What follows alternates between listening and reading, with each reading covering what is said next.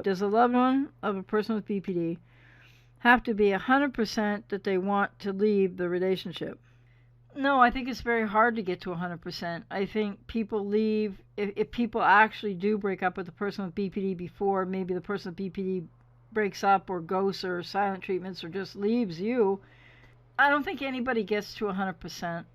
I think, there are people out there, and I've had clients, and that person I interviewed, the 4 interviews that are up with that man Nathan, is living proof. Even when people go around and around and around again, they can't get to 100%.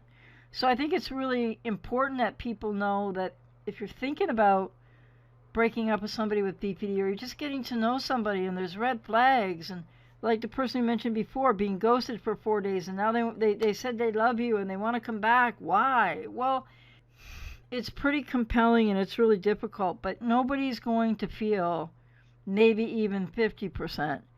Because the cognitive dissonance, right? You're in your head, people know, okay, this isn't good. I need to get out of this. This is, wrecking me, or people put it in many different ways.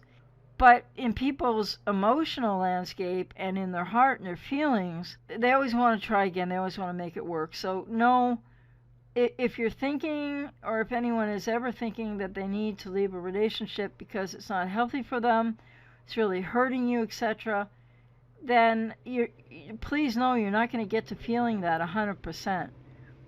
It could be 30 to 40%, but you still have to sort of trust your gut instincts. And it's a time to follow your head, not your heart. And it's very gut wrenching. It's very difficult. So it's not going to be straightforward or clear at all. By the way, that wasn't a simple question. That was a great question.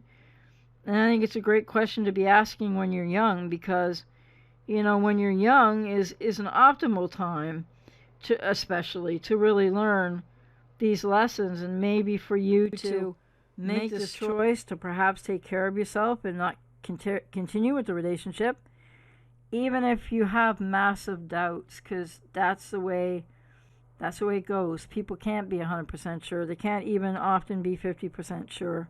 And yet taking action, then there's healing and growth and lessons to learn, and that's not just because you're young. For anybody at any age, after these kind of experiences in relationships, there's always more to learn. And so then you learn that you did the right thing later. You can't always be sure of it before you do it.